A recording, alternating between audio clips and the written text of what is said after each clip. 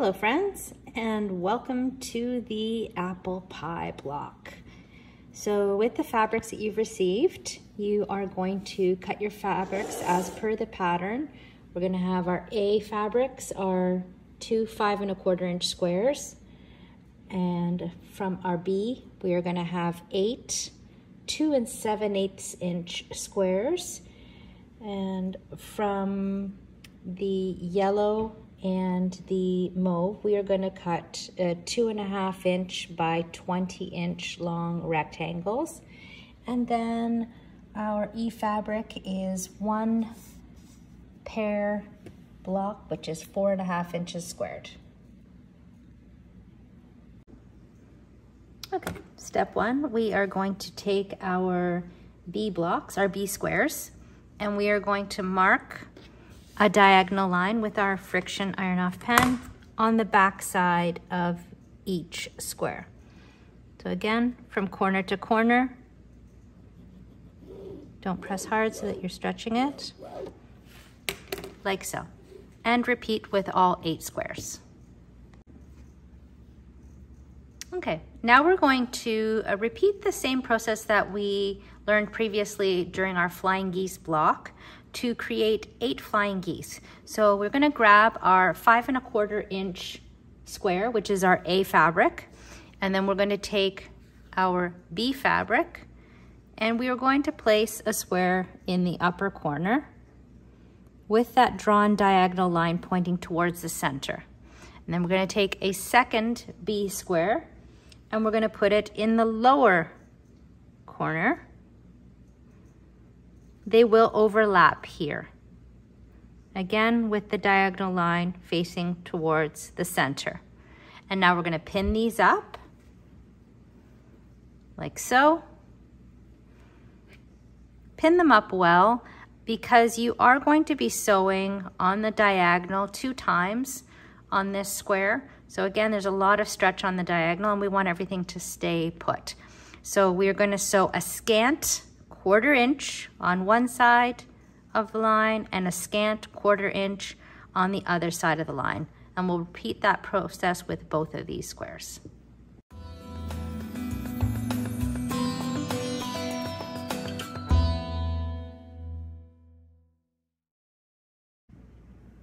Okay, now that we've sewn our scant 1/4 inch on both sides of that drawn diagonal line, we are going to use that drawn diagonal line as our cutting line. So cut right on the line on both of our squares. Then we'll bring these over to the ironing board and we will press them open. So we will end up with 4 of these units.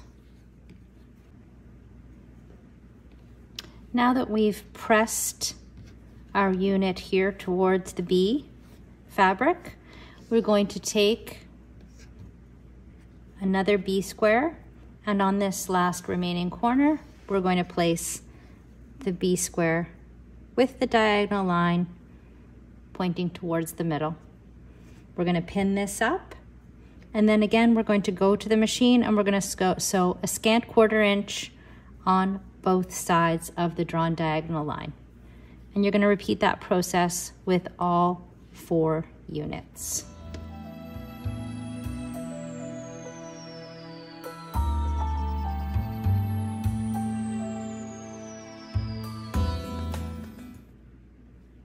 Okay, now that we've sewn on both sides of our drawn diagonal line, we're going to use that drawn diagonal line again as our cutting line. And we're going to cut this, and just like that, we have a flying geese unit. I love this technique.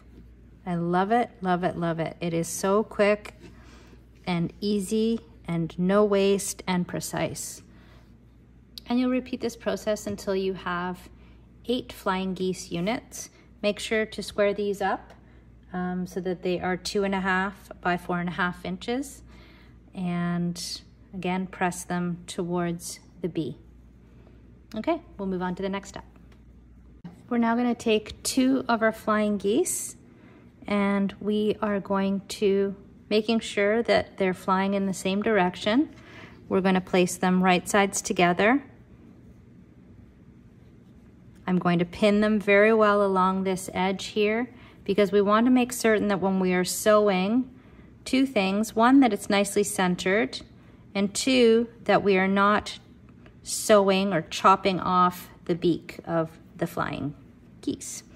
So again, pin along your seam and then do a nice scant 1/4 inch seam on your unit. And we'll repeat that process 4 times.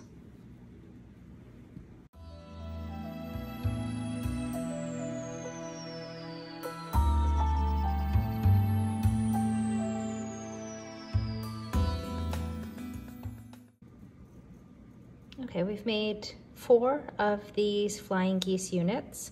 So we've sewn them together, and I've pressed them this way, so that pressing this portion up, that way it lays nice and flat. And then we're going to take them and square them up to 4.5 inches squared. As you can see, again with these guys, they're literally coming up exactly at 4.5 inches. So scant 1/4 inches. So again, just trim and tidy these up to 4.5 inches square. Now we're going to take our C strip and our D strip. So this is the 2.5 inch by 20 inch rectangle. Same as we did with our rail fence block. We are going to put these long strips right sides together.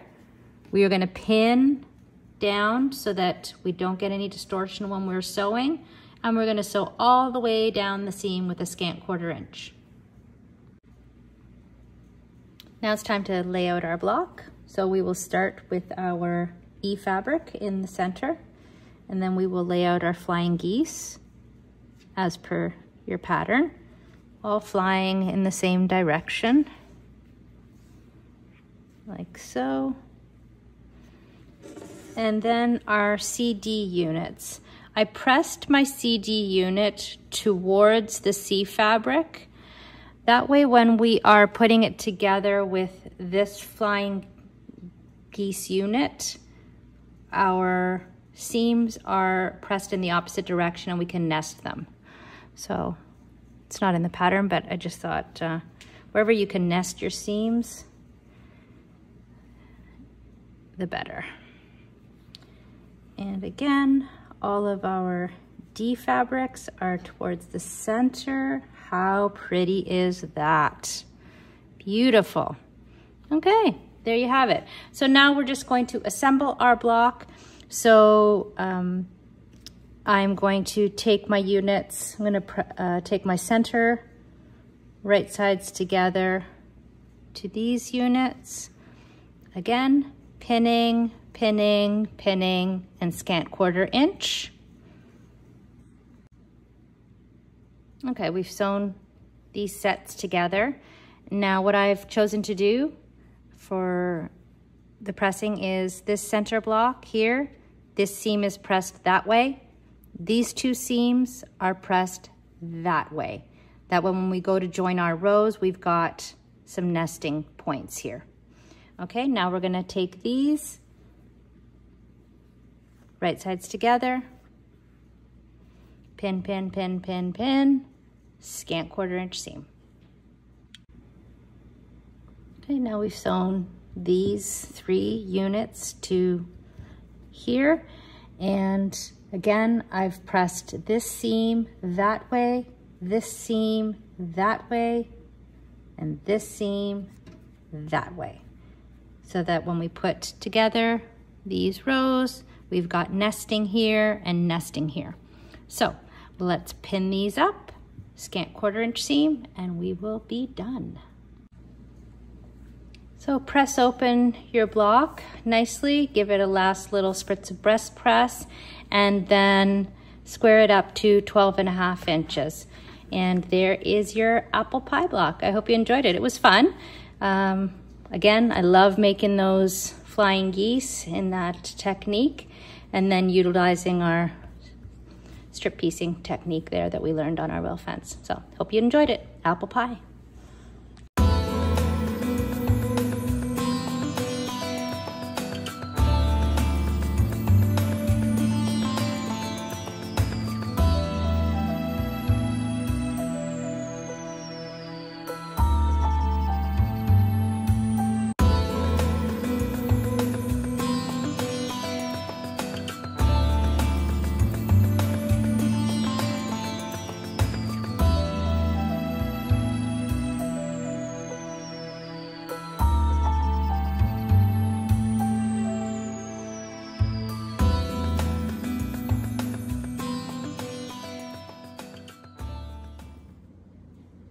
Hello friends, and now that we've finished all 9 of our Summer's End quilt blocks, we are going to get to finishing.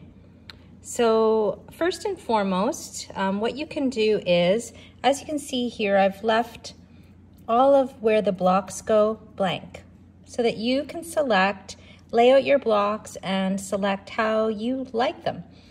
There's no right or wrong layout, so be creative and just lay them out and take a step back and see what you prefer in the way of your layout. So in your package, you've received for your finishing the mottled green fabric, which is going to be for your sashing, and then this pretty sort of creamy yellow print, which is going to be for the little setting squares. From your mottled green print, you're going to be cutting 12.5 by 3-inch rectangles, and you'll need 24 of those. So you're going to find your 12.5 this way, along where the selvage is, cut your 12.5, and then subcut down into 3-inch rectangles. And then with the remaining piece, again, cut 12.5 along the selvage, and then cut it down into 3-inch increments to get 24 3 by 12.5-inch rectangles from this piece. From your creamy yellow print, you'll be cutting this into 16 3 by 3-inch squares. Now the first step in the process will be to make these sashing rows here. So what you will be doing is you will be sewing together 1, 2, 3, 4 B squares to 1, 2, 3 A rectangles. So you'll be sewing together B, A, B, A, B, A, B. And then you will make 1, 2, 3, 4 of those sashing rows. The next step is to make your block rows. For the block rows, we will be using an A rectangle, a block, A rectangle, block, A rectangle, block, and an A rectangle. So for each row, you will have 4 A rectangles and 3 blocks. You will sew those together to form your block row. And you'll need to make 1, 2, 3 block rows. And the last step is simply to sew together your sashing rows to your block rows to complete the quilt top. And that will give you a 46.5-inch by a 46.5-inch quilt top. From there, you can layer, baste, and quilt your quilt as desired, and then bind it with the binding fabric provided.